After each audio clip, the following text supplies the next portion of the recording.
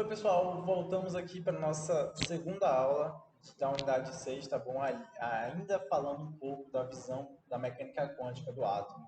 E aqui a gente vai entrar propriamente dito ali nesses modelos de Niels Bohr e de Schrödinger, certo? Vamos lá. Primeira coisa que Niels Bohr, ali, quando estava desenvolvendo seu modelo, logo depois de Rutherford, ele observou um determinado experimento que era o seguinte: lembra das ampolas de Crookes, ali dos raios catódicos e tudo mais? Ele percebeu que ao colocar gás hidrogênio nessa ampola e realizar o experimento, ele produzia luz. Então o que ele fez? Ali já se entendia um pouco da radiação eletromagnética, da decomposição da luz branca, que é aquela capa do Pink Floyd, para aqueles que conhecem um pouquinho de rock. E aí o que acontece? Ele passa essa luz emitida pelo gás, quando é eletrizado, eletrocutado, por um prisma. E aí ele percebe que se formam esses espectros aqui. Então ele percebe que a luz branca tem um espectro, certo? E que o gás hidrogênio, quando foi eletrizado, foi energizado ali, ele emitia essas faixas de luz. Então, o que ele fez? Ele comparou essas faixas de luz com o espectro visível, que se já tinha conhecimento. E se vocês notarem aí, o espectro ele é basicamente a mesma coisa, só que tirando certas faixas de luz. Meio que casa ali a cor que sai do espectro do gás hidrogênio com o espectro visível. Essas faixas aí, então, ele deduziu que o gás, quando era energizado, tinha energia ali, ele emitia radiação em determinadas frequências. Lembrando que luz é radiação e que a variação da cor é a variação da sua frequência, ok? E aí, os primeiros a analisar esse fenômeno aqui foram Johann Balmer e Johannes Rydberg. E aí eles, analisando isso, ali junto com o Bohr, eles viram que existia a luz branca, tá bom? A luz branca. E aí que ela dava um espectro contínuo da luz visível. E aí quando ele tinha ali um gás quente, um gás eletrizado, como no caso foi ali do exemplo passado do gás hidrogênio, passava por um prisma, ele obtinha um espectro de emissão de radiação. E quando acontecia o contrário, quando ele passava a luz branca,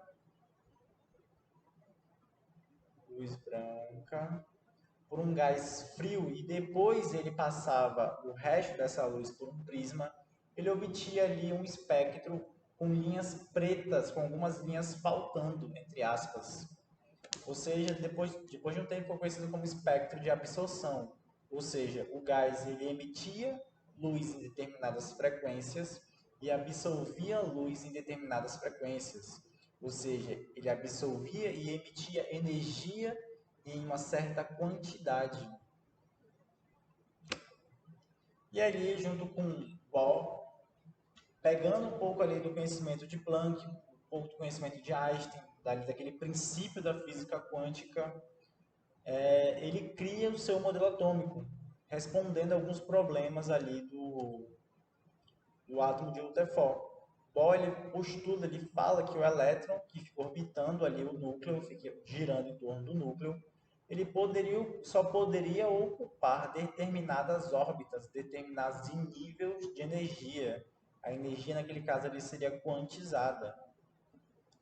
Aí ele disse que cada orbital era permitido um certo valor de n, que cada órbita que o elétron poderia circular, igual às camadas, como o átomo de Niels Bohr é conhecido como modelo em camadas,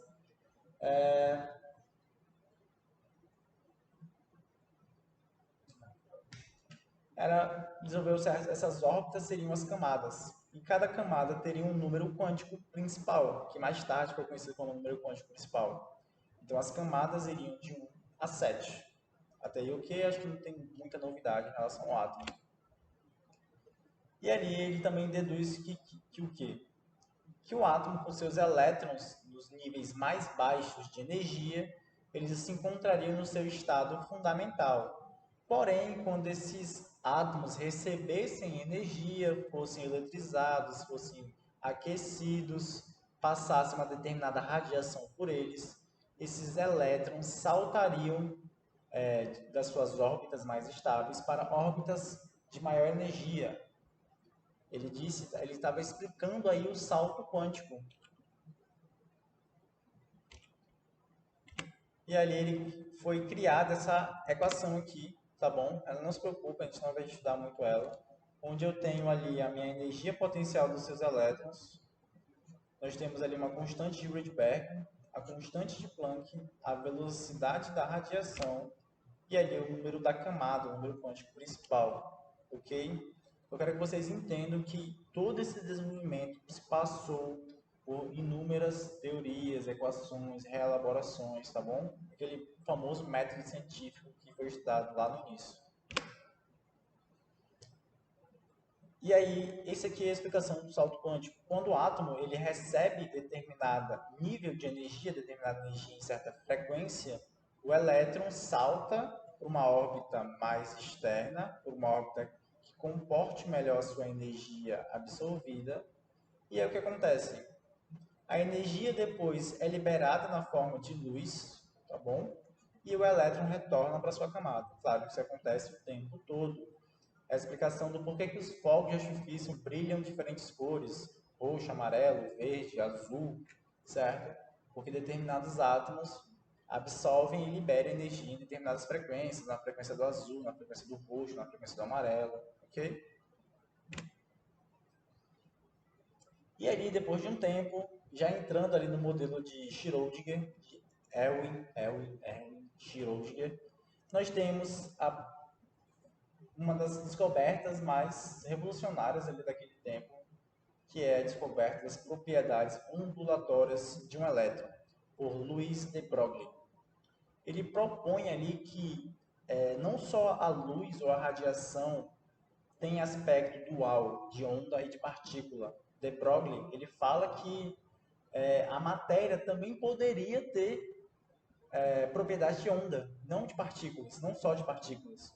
Ou seja, que toda matéria teria uma característica dual. Isso é muito incrível. Então, tipo, o nosso corpo também teria propriedades de ondas.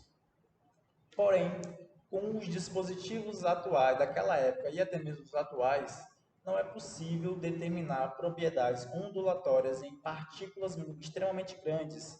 E quando eu digo extremamente grandes, eu me refiro, por exemplo, sei lá, uma bolinha de tênis, a um grão de areia, uma bolinha de ping-pong.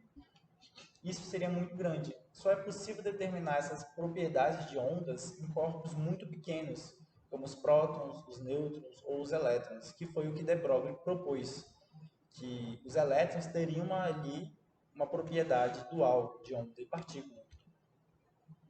Sendo que ali, um dos experimentos foi o da fenda dupla.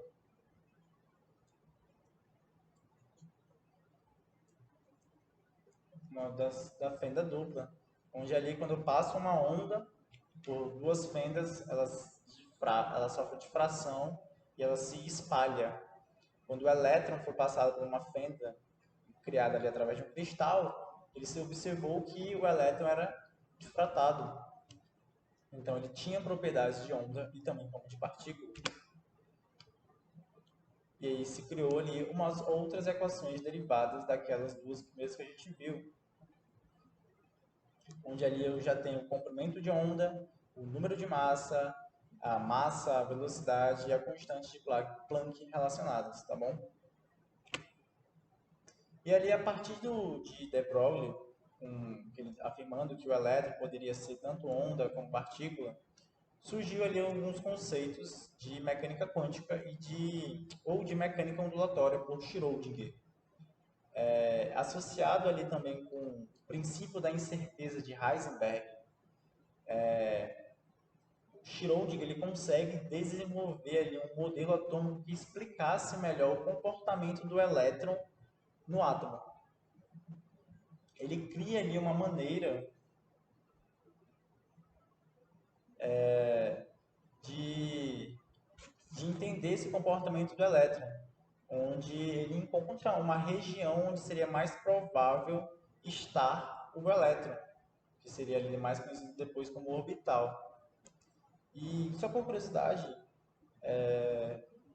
um dos motivos dos nazistas não terem ganhado a guerra se dá por Heisenberg, tá bom? Só por curiosidade, ele sabotou, ele fazia parte do programa nuclear da Alemanha para desenvolver a bomba atômica e ele propositalmente sabotou os cálculos, foi sabotando ao longo do tempo para que a Alemanha nunca chegasse a desenvolver uma bomba atômica. Então ele foi um dos principais motivos da Alemanha nunca ter desenvolvido uma bomba atômica. E é só essa curiosidade. Enfim, continuando.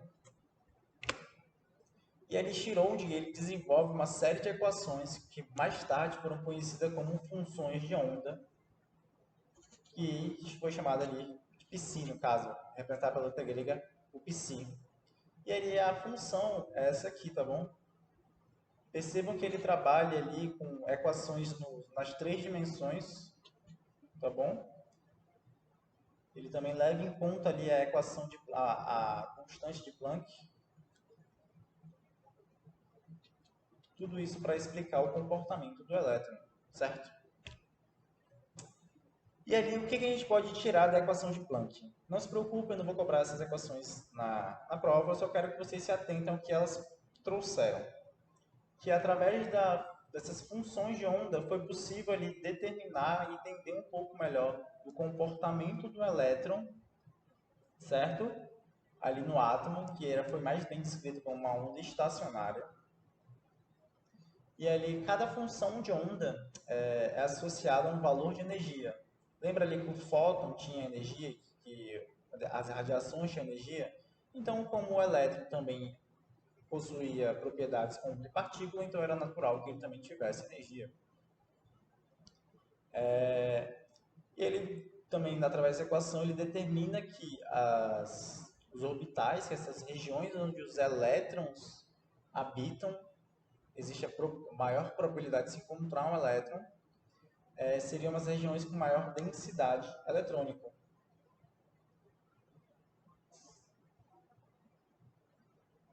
Que seria ali a região mais provável de se encontrar elétron, mais conhecida como orbitais. Orbital, vocês talvez já tenham escutado falar do orbital S, orbital P, orbital D, orbital F, certo? É daí que vem esses orbitais. Ele também determina ali os números quânticos. O número quântico L, o número quântico N, perdão, o número quântico L e o número quântico ML. O número quântico principal, secundário ou azimutal, ou o número quântico magnético. A gente vai estudar um pouco melhor sobre eles, ok? E ali ele determina que o elétron ele só poderia ter determinadas energias, que no caso seriam esses números quânticos. E ali, só como retrospectiva, nós temos o modelo de Dalton, ali que foi criado entre 1803 e 1806, o mais simples. Depois veio Thomson, Rutherford, Bohr e, por último, o atual hoje é Schrödinger, o modelo da nuvem eletrônica, o modelo da nuvem de elétrons, certo?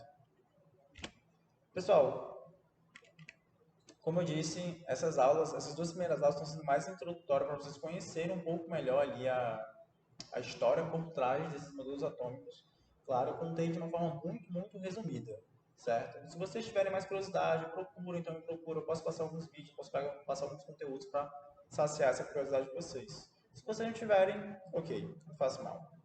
E é isso, pessoal. Até a próxima, se cuidem. Tchau, tchau.